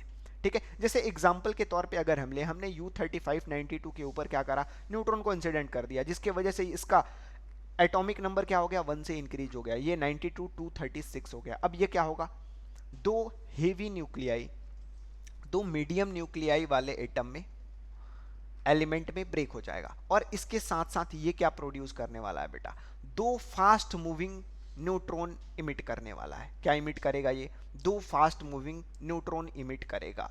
अब इससे क्या होगा, ये फास्ट मूविंग न्यूट्रॉन क्या करेंगे, फर्दर इस न्यूक्लियस को, यूरेनियम के दूसरे न्यूक्लियस को, अब दो दो हीट कर रहे हैं ना, अब यहां से दो न्यूक्लियस हो गए, दो न्यूक्लियस अब क्या करेंगे, हीट करेंगे। दो कितने प्रोड्यूस करेंगे, चार, चार कितने प्रोड्यूस करेंगे, आठ, आठ कितने प्रोड्यूस करेंगे, 16। तो ये इस तरह से एक चेन रिएक्शन होता चला जाएगा। अब इस चेन रिएक्शन से हमें क्या फायदा होने वाला है, तो हमें ये फायदा होने वाला है बेटा कि जो ये इलेक्ट्रॉन, जो ये न्यूट्रॉन इससे बाहर निकल रहे हैं ना, वो फास्ट मूविंग न्यूट्रॉन होने वाले हैं। कैसे होने वाले हैं, फास्ट मूविंग न्यूट्रॉन। जब वो फास्ट मूविंग न्यूट्रॉन होंगे तो उसके हेल्प से हम इसे पानी में डाल देते हैं। क्या करते हैं बेटा, वाटर के अंदर इस रिएक्शन को कराया जाता है एक चैम्बर के अंदर, और इसको स्लो करने के लिए हम क्या करते हैं, ग्रेफाइट्स का यूज करते हैं, हम रॉड्स का यूज करते हैं। जब ये रिएक्शन फास्ट हो जाता है तो हम इसे रोकने के लिए क्या करेंगे, ऊपर से हम रॉड इसके अंदर डाल देंगे, जो क्या करेगा, न्यूट्रॉन को एब्जॉर्ब कर लेगा, फिर इसके रेट को स्लो कर दिया जाता है। ठीक है, फायदा क्या होगा, जो ये न्यूट्रॉन निकल रहा है इसके पास क्या होगा, एनर्जी होगा। तो हम अब क्या कैलकुलेट करेंगे बेटा, एनर्जी कैलकुलेट करने वाले हैं। अगर ऑन एन एवरेज की बात करें, 2.5 neutrons are emitted in each fission. ठीक है, ये 2 लिखा हुआ है, लेकिन अगर हम बात करें किसी में 2, किसी में 3, किसी में 2, किसी में 3 होता है, तो ऑन एन एवरेज 2.5 न्यूट्रॉन्स इस फिजन से प्रोड्यूस होता है। दो स्टेबल न्यूक्लियस के साथ साथ, दो स्टेबल न्यूक्लियस वाले एटम के साथ साथ क्या प्रोड्यूस होता है बेटा, 2.5 न्यूट्रॉन्स, लगभग किसी में 2, किसी में 3 न्यूट्रॉन्स इमिट होते हैं। और ये न्यूट्रॉन्स मूविंग होते हैं, जिसके वजह से अगर मास लॉस पर न्यूक्लियन की बात करें, जिसकी वजह से एनर्जी प्रोड्यूस होता है। ठीक है, अगर हम मास लॉस पर रिएक्शंस की बात करें तो 0.2 AMU का मास का लॉस होता है पर रिएक्शंस में। ठीक है, इसे आप डायरेक्ट याद रखेंगे। न्यूक्लियर फिजन में टोटल बाइंडिंग एनर्जी जो होता है वो इंक्रीज हो जाता है। क्या होता है, in nuclear fission the total binding energy increases and excess energy is released. क्या हुआ बेटा, बाइंडिंग एनर्जी इंक्रीज हो गई और एक्सिस एनर्जी रिलीज हुआ। इसी एक्सिस एनर्जी का यूज करके हम टरबाइन को रोटेट करके उसे इलेक्ट्रिसिटी में कन्वर्ट कर लेने वाले हैं। ठीक है, इन इच फिजन इवेंट, अगर हम हर फिजन की बात करें, लगभग 200 mega electron volt of energy is released. कितनी एनर्जी रिलीज होती है, 200 मेगा इलेक्ट्रॉन वोल्ट की एनर्जी रिलीज होती है हर फिजन इवेंट में। और ये एक चेन रिएक्शन होता है, इतने फास्ट होता है कि ये 2000 मेगा इलेक्ट्रॉन वोल्ट 2000 जूल में कैसे कन्वर्ट होगा पता ही नहीं चलेगा फिर। ठीक है, ये इसका लार्जर पार्ट ऑफ एनर्जी जो प्रोड्यूस होता है वो किस फॉर्म में रहता है, काइनेटिक एनर्जी के फॉर्म में। किस फॉर्म में, काइनेटिक एनर्जी, हाई स्पीड में मूविंग न्यूट्रॉन के फॉर्म में होता है। न्यूट्रॉन लगभग 5 मेगा इलेक्ट्रॉन वोल्ट की एनर्जी इसमें से ले लेता है। न्यूट्रॉन कितना ले लेता है, 5 मेगा इलेक्ट्रॉन। फिर भी 195 मेगा इलेक्ट्रॉन वोल्ट की एनर्जी हमें एक्सेस एनर्जी मिल रही है या नहीं, हाँ या ना। और इसी न्यूक्लियर रिएक्शन में जो एनर्जी रिलीज होती है उसे हम बोलते हैं बेटा क्यू वैल्यू। क्या बोलते हैं, क्यू वैल्यू। क्यू वैल्यू क्या होता है, बाइंडिंग एनर्जी। किसकी binding energy, binding energy of parent nuclei minus binding energy of daughter nuclei. ठीक है, और बाइंडिंग एनर्जी हमने ऊपर कैलकुलेट करा था delta M into C square, हाँ या ना। Delta M into C square से हमने डिफाइन करा था, तो क्यू वैल्यू कितना हो जाएगा?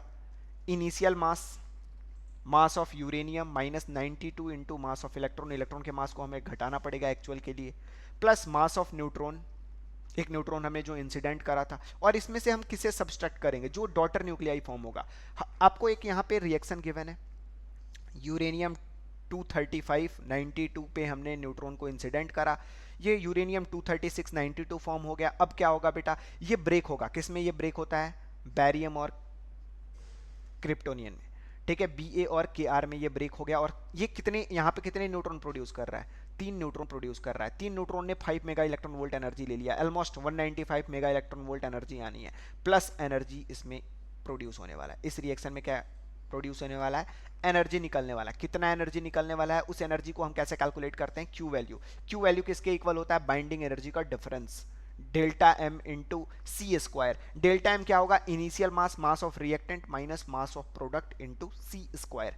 तो रिएक्टेंट में क्या है? बैरियम है, रिएक्टेंट में क्या है? सॉरी, यूरेनियम है, तो मास ऑफ यूरेनियम माइनस, हम न्यूक्लियस की बात कर रहे हैं तो इलेक्ट्रॉन के मास को क्या करेंगे बेटा? इसमें से सब्सट्रैक्ट करेंगे। ये अगर चार्ज्ड नहीं है तो इसके पास 92 इलेक्ट्रॉन्स भी होंगे, नंबर ऑफ प्रोटॉन्स के equal 92 into mass of electron plus mass of neutron. यही करने वाले हैं बेटा, क्योंकि एक न्यूट्रॉन को हमने इसके ऊपर इंसिडेंट भी करा था, हाँ या ना?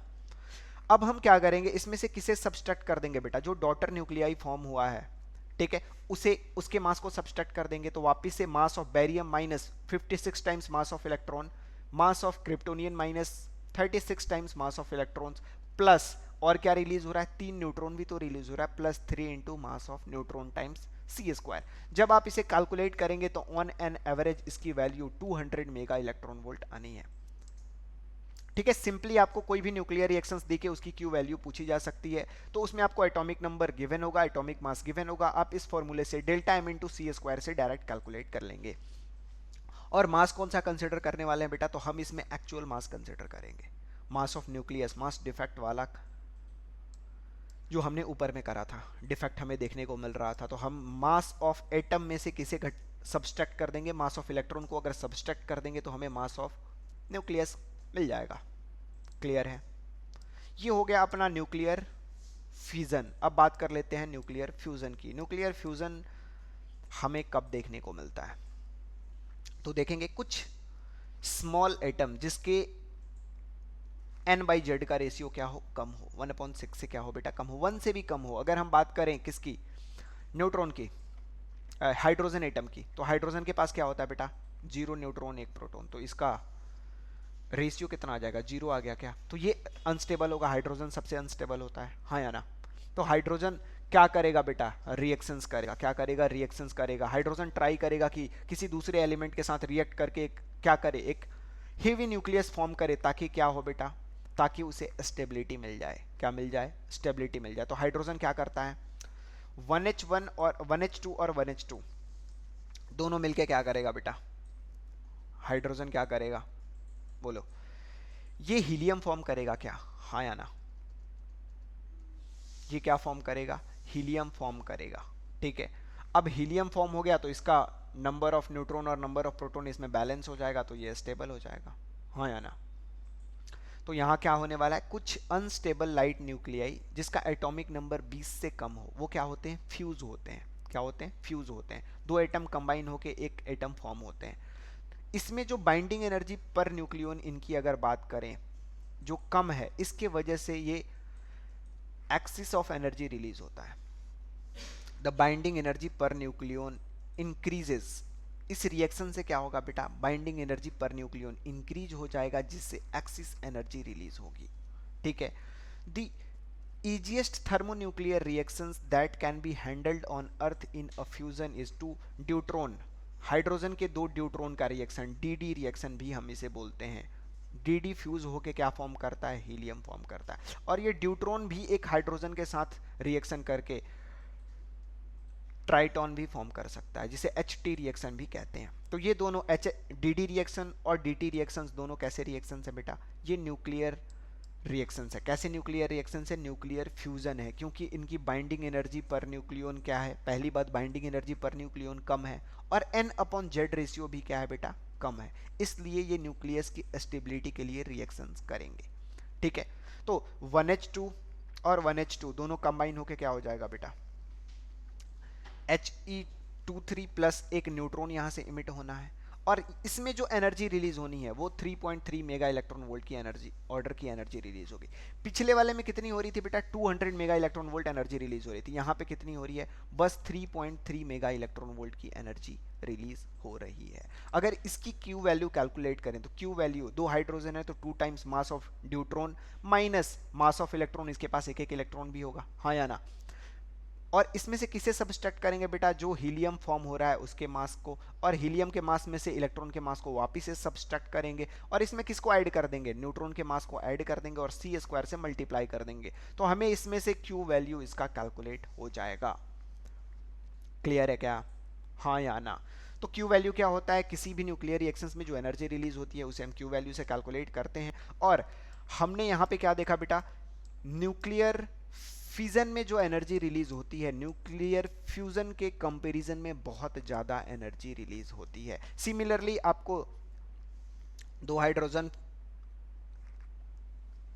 आपस में फ्यूज होके ट्राइटियम भी फॉर्म कर सकता है, ट्राइटॉन भी फॉर्म कर सकता है, ट्राइटियम या ट्राइट्रॉन भी फॉर्म कर सकता है, और इसमें जो एनर्जी रिलीज होती है वो 4 मेगा इलेक्ट्रॉन वोल्ट की एनर्जी रिलीज होती है। ठीक है, एक डीडी रिएक्शन जिसमें हीलियम फॉर्म हो रहा है उसमें कितनी एनर्जी रिलीज होती है, 3.3 मेगा इलेक्ट्रॉन वोल्ट। ठीक है, इसकी भी क्यू वैल्यू सिमिलरली कैलकुलेट कर सकते हैं, मास ऑफ रिएक्टेंट, और मास ऑफ रिएक्टेंट में कौन सा मास लेंगे, मास of atom minus mass of electron, ठीक है, इंटू सी स्क्वायर। तो यहां से हम इसकी क्यू वैल्यू कैलकुलेट कर लेंगे। सिमिलरली ये ट्राइटॉन और ये ड्यूट्रॉन दोनों मिलके He4 भी फॉर्म कर सकता है, और इसमें जो मैक्सिमम एनर्जी रिलीज होगी जो किसके इक्वल होगी, 17.6 मेगा इलेक्ट्रॉन वोल्ट के इक्वल होगी। डीटी रिएक्शन में कितनी एनर्जी रिलीज होती है, 17.6, डीडी रिएक्शन में 3.3 अगर हीलियम फॉर्म कर रहा है तो, और अगर ट्राइटॉन फॉर्म कर रहा है तो 4 मेगा इलेक्ट्रॉन वोल्ट की एनर्जी रिलीज होती है। सिमिलरली इसके लिए भी हम क्यू वैल्यू क्या कर सकते हैं बेटा, कैलकुलेट कर सकते हैं। ठीक है, हमने इसकी क्यू वैल्यू कैलकुलेट कर ली। ठीक है, in case of fusion and fusion, delta M क्या होगा, delta M change in mass of atom होगा या फिर change in mass of nuclei होगा। ठीक है, this reaction takes place in ultra high temperature, ये जो रिएक्शंस होता है वो 10⁻7 टू 10⁸ केल्विन के टेम्परेचर पे होता है। ठीक है, at high pressure in it can takes place at low pressure also, low pressure पे भी हो सकता है। ठीक है, लेकिन ये हाई प्रेशर पे होता है। For these reactions to take place, nuclei should brought up to one Fermi distance which require very high kinetic energy। अगर मान लो किसी न्यूक्लियस के अंदर हम न्यूट्रॉन को क्या कर रहे थे, बम्बार्ड कर रहे थे, न्यूट्रॉन को इस न्यूक्लियस पे इंसिडेंट कर रहे थे बहुत स्लो, मतलब 0.4 मेगा इलेक्ट्रॉन वोल्ट के एनर्जी से हम इसके ऊपर इंसिडेंट कर रहे थे, तो इसकी जो काइनेटिक एनर्जी होनी चाहिए वो क्या होनी चाहिए, बहुत ज़्यादा होनी चाहिए, ताकि ये फर्मी ऑर्डर तक इसमें पहुंच सके। ठीक है, क्योंकि न्यूट्रॉन यहाँ दूसरा भी न्यूट्रॉन होगा, न्यूट्रॉन न्यूट्रॉन को क्या करने लगेगा बेटा, रिपेल करेगा ना, जब ये फर्मी ऑर्डर में चला जाएगा तो न्यूक्लियर फोर्स की वजह से, हाँ या ना। तो एक तो इसमें रिपल्सन भी बहुत ज़्यादा होगा, जब ये इसके ऑर्डर में चला जाएगा तब ना इसमें क्या होगा, अट्रैक्टिव फोर्स अप्लाई होना स्टार्ट होगा, हाँ या ना। तो हमें क्या करना पड़ेगा, बहुत हाई काइनेटिक एनर्जी से इसे फर्मी ऑर्डर तक पहुंचाने के लिए इंसिडेंट करना पड़ेगा। दूसरी, energy released in fusion exceeds the energy liberated in fusion, fusion में जो एनर्जी प्रोड्यूस होती है वो क्या होगी बेटा, फ्यूजन के कंपैरिजन में बहुत कम होनी है। बस अपना एक लास्ट टॉपिक अब बच जाता है, हम थोड़ी सी डिस्कशन कर लेते हैं किसकी, रेडियो एक्टिविटी की। ठीक है, ये अपना लास्ट टॉपिक है इस चैप्टर का, तो आइए देखते हैं क्या होता है बेटा रेडियो एक्टिविटी। तो रेडियो एक्टिव मटेरियल्स क्या होते हैं, रेडियो एक्टिव मटेरियल्स ऐसे मटेरियल्स होते हैं जिनके एटम्स जो होते हैं वो अनस्टेबल न्यूक्लियस पोज करते हैं। ठीक है,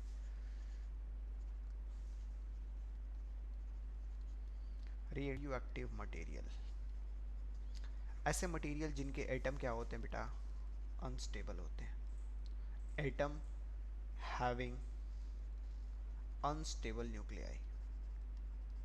अनस्टेबल न्यूक्लियाई कैसे बताते हैं, जिसकी बाइंडिंग एनर्जी पर न्यूक्लियन कम हो या फिर n/z की रेशियो क्या हो, 1.6 से ज़्यादा हो या फिर बेटा कम हो।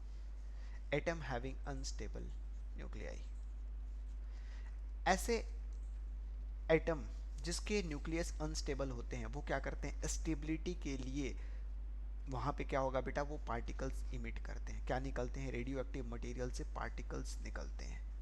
क्या निकलते हैं, पार्टिकल्स। कौन कौन से पार्टिकल्स निकलते हैं बेटा, हाईली मूविंग पार्टिकल्स निकलते हैं। एक अल्फा अल्फा पार्टिकल, दूसरा बीटा पार्टिकल, और तीसरा क्या होता है बेटा, गामा पार्टिकल्स। इसे हाईली मूविंग पार्टिकल्स वेव का प्रॉपर्टी शो करता है, इसे हमने फोटो इलेक्ट्रिक इफेक्ट में देखा था। तो हम यहाँ से क्या बोल सकते हैं भाई, इसे हम अल्फा रेज बोल सकते हैं। क्या बोल सकते हैं, अल्फा रेज। इसे हम अल्फा रेज बोल सकते हैं, इसे हम बीटा रेज बोल सकते हैं, और इस तीसरे वाले को क्या बोल सकते हैं बेटा, गामा रेज बोल सकते हैं। क्लियर है, हाँ या ना। तो रेडियो एक्टिव मटेरियल ऐसे मटेरियल हैं जिनके जो एटम्स हैं, उसके जो न्यूक्लियस है वो अनस्टेबल है। अनस्टेबल होने की वजह से वो स्टेबिलिटी गेन करने के लिए क्या करता है बेटा, वो पार्टिकल्स को न्यूक्लियस से इमिट करता है, ठीक है। जिसके वजह से हमें क्या देखने को मिलता है, highly moving alpha particle, beta particle और गामा पार्टिकल देखने को मिलता है। अब रेडियो एक्टिव जो फेनोमेना है बेटा, ये एक न्यूक्लियर फेनोमेना है। तो ये कैसा फेनोमेना है बेटा, न्यूक्लियर फेनोमेना है, न्यूक्लियर फेनोमेना, ठीक है।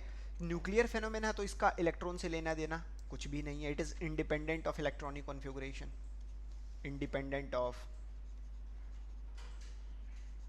इलेक्ट्रॉनिक कॉन्फ़िगरेशन, इलेक्ट्रॉनिक कॉन्फ़िगरेशन,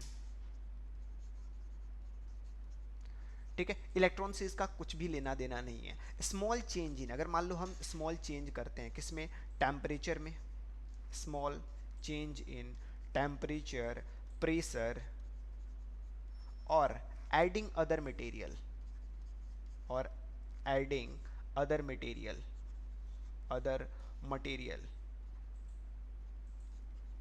अगर मुझे बताओ टेम्परेचर को स्मॉल चेंज करे तो क्या न्यूक्लियस तक उसका इफेक्ट जाएगा, बिल्कुल नहीं जाएगा। तो टेम्परेचर में चेंज करने से, प्रेशर में चेंज करने से या अदर मटेरियल्स को ऐड कर देने पे रेडियो एक्टिविटी पे कोई फर्क नहीं पड़ता है।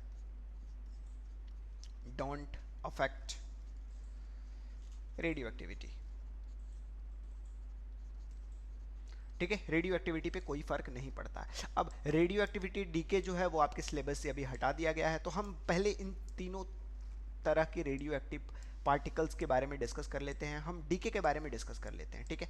हमें ये तो नहीं पढ़ना कि किस टाइम पे कितना मटेरियल बचेगा, लेकिन हमें डीके पढ़ना है। तो सबसे पहला बेटा कौन सा, सबसे पहला बात कर लेते हैं अल्फा डीके का। अल्फा डीके क्या होता है, अल्फा डीके एक ऐसा रेडियो एक्टिव डीके है जिसमें एटम जो होता है, एटम का जो न्यूक्लियस होता है वो अल्फा पार्टिकल इमिट करता है। क्या इमिट करता है, अल्फा पार्टिकल इमिट करता है। क्यों इमिट करता है, स्टेबिलिटी को गेन करने के लिए, क्योंकि उसके पास नंबर ऑफ न्यूट्रॉन्स क्या है बेटा, ज़्यादा है। तो क्या करेगा, अल्फा पार्टिकल इमिट करेगा। अगर मान लो कोई एलिमेंट एक्स है तो ये क्या हो जाएगा बेटा, ये वाई में कन्वर्ट हो जाएगा, और साथ में क्या देगा, अल्फा पार्टिकल। अल्फा पार्टिकल क्या होता है बेटा, डबली न्यूक्लिएटेड हीलियम एटम होता है, क्या हाँ या ना। तो इसका एटॉमिक नंबर 2 और एटॉमिक मास कितना होता है, 4, हाँ या ना। बोलो भाई यही होता है क्या, हाँ या ना। तो अगर एक एक्स एलिमेंट है जिसका प्रोटॉन एटॉमिक नंबर जेड है और एटॉमिक मास ए है, तो अल्फा डीके में क्या होगा, इसका एटॉमिक मास 4 से कम हो जाएगा और एटॉमिक नंबर कितना से कम हो जाएगा, 2 से कम हो जाएगा। साथ में हमें क्या मिलेगा, हाईली मूविंग अल्फा पार्टिकल मिलेगा। क्या आपको अल्फा डीके क्लियर है बेटा, हाँ या ना, एक बार बता दे भाई, क्लियर है क्या। तो in alpha decay nucleus emit an alpha particle reducing its proton number by Z and neutron number by 2, ठीक है। तो क्या हो जाएगा भाई, A-4 हो जाएगा और ये साथ में Z-2 हो जाएगा और अल्फा पार्टिकल इमिट करेगा। इसकी Q वैल्यू भी हम कैलकुलेट कर सकते हैं, हाँ या ना। Q वैल्यू कैसे कैलकुलेट करेंगे, Q वैल्यू क्या हो जाएगा, mass of this element XAZ, और इसमें से किसके मास को सब्सट्रैक्ट कर देंगे बेटा, वाई एलिमेंट के मास को सब्सट्रैक्ट करेंगे या नहीं, A-4 इंटू Z-2, और अल्फा पार्टिकल के मास को भी सब्सट्रैक्ट करेंगे, 4 और 2, मास ऑफ अल्फा पार्टिकल, हाँ या ना। और इसको किससे मल्टीप्लाई करेंगे, हम C से स्क्वायर से मल्टीप्लाई करेंगे, ये इसकी Q वैल्यू हो जाएगी। तो आपको अल्फा डीके का भी Q वैल्यू पूछा जा सकता है। आगे बढ़े बेटा, अब आगे बढ़े तो दूसरे डीके के बारे में बात कर लेते हैं जिसका नाम है बीटा डीके। बीटा डीके क्या होता है? बीटा डीके एक ऐसा डीके है जिसमें एक, ये बीटा डीके दो तरह से होता है। बीटा डीके भी दो तरह का होता है। कौन कौन सा? एक होता है बीटा प्लस डीके और दूसरा होता है बीटा माइनस डीके। ठीक है, अब ये बीटा प्लस डीके और बीटा माइनस डीके कैसे होता है इसके बारे में डिस्कस करें। ये एक ऐसा प्रोसेस है बेटा जिसमें न्यूट्रॉन प्रोटॉन में कन्वर्ट हो जाता है और या तो प्रोटॉन न्यूट्रॉन में कन्वर्ट हो जाता है। तो बीटा डीके क्या है? प्रोसेस इन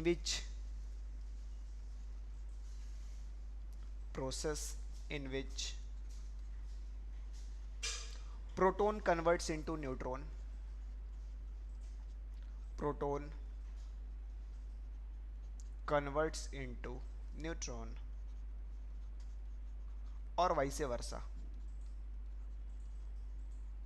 मतलब प्रोटॉन न्यूट्रॉन में कन्वर्ट हो जाए तो भी और न्यूट्रॉन प्रोटॉन में कन्वर्ट हो जाए तो भी क्या निकलती हैं? बीटा पार्टिकल्स निकलती हैं। कौन सी पार्टिकल्स निकलती हैं बेटा?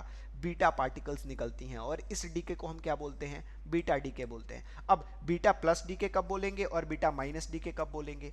तो बीटा माइनस डीके तब आता है बेटा जब एक न्यूट्रॉन प्रोटॉन में कन्वर्ट होता है। ये कब होता है? When neutron converts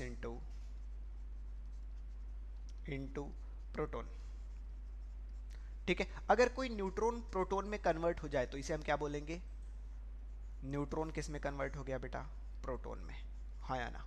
neutron convert हो गया प्रोटॉन में। अब प्रोटॉन में कन्वर्ट हुआ तो क्या इसका चार्ज अल्टर होगा? तो होगा। उसके लिए ये एक और पार्टिकल को इमिट करता है। कौन सा? इलेक्ट्रॉन को। साथ में इलेक्ट्रॉन भी प्रोड्यूस होता है और इस इलेक्ट्रॉन के साथ एक एंटी पार्टिकल भी प्रोड्यूस होता है जिसे हम बोलते हैं एंटी न्यूट्रिनो। क्या बोलते हैं बेटा? Anti neutrino. क्लियर है? तो जब एक न्यूट्रॉन एक प्रोटॉन में कन्वर्ट होता है तो साथ में एक इलेक्ट्रॉन भी प्रोड्यूस होता है और उसके साथ साथ एक और क्या प्रोड्यूस होता है बेटा? एंटी न्यूट्रिनो प्रोड्यूस होता है। तो आपने प्रोटॉन के बारे में, इलेक्ट्रॉन के बारे में तो सुना होगा। एंटी न्यूट्रिनो क्या होता है बेटा? तो एंटी न्यूट्रिनो की अगर बात करें तो ये कैसा पार्टिकल है? ये एंटी पार्टिकल है। किसका? न्यूट्रॉन का एंटी पार्टिकल है जिसका नाम क्या होता है बेटा? Anti neutrino. अगर हम इसके चार्ज की बात करें तो ये चार्जलेस होता है। चार्जलेस होता है। इसका रेस्ट मास की बात करें तो जीरो रेस्ट मास होता है। रेस्ट मास क्या होगा भाई? जीरो रेस्ट मास होना है।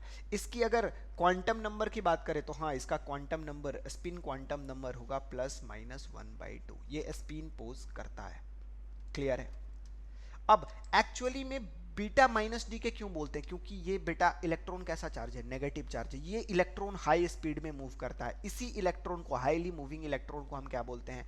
Beta minus particle. ठीक है, या फिर beta raise.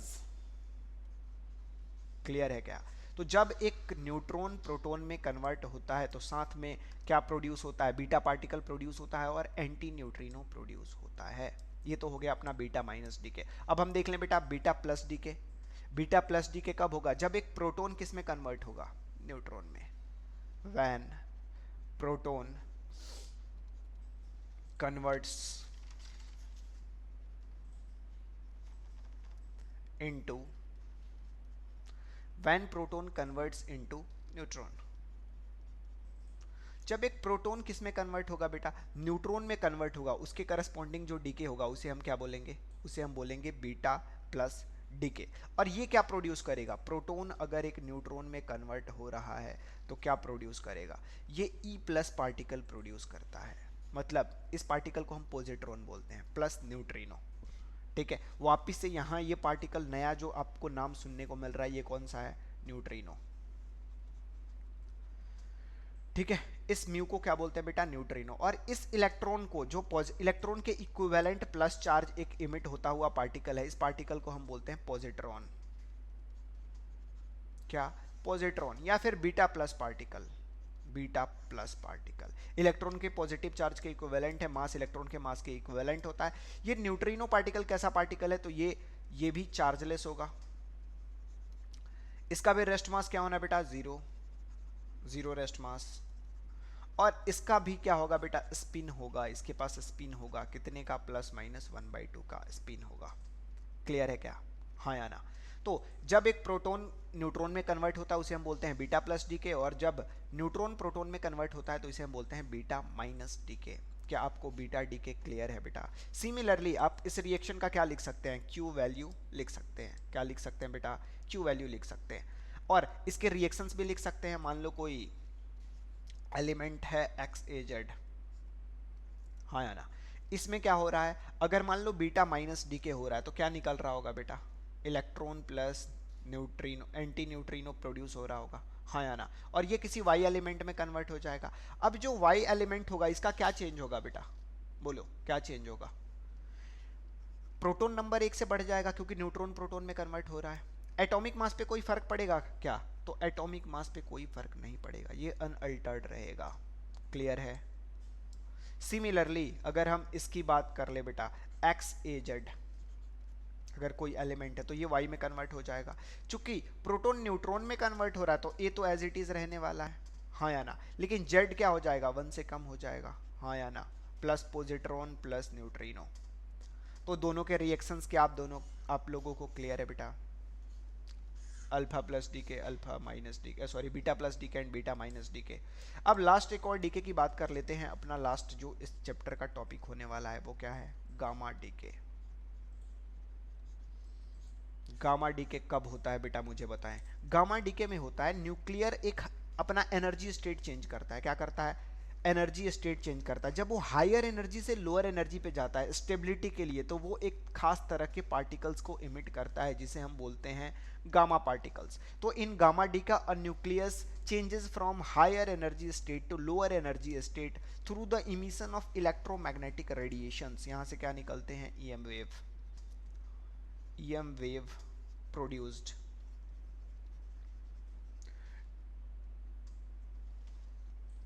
Sorry for that. An EM wave is produced when nucleus changes from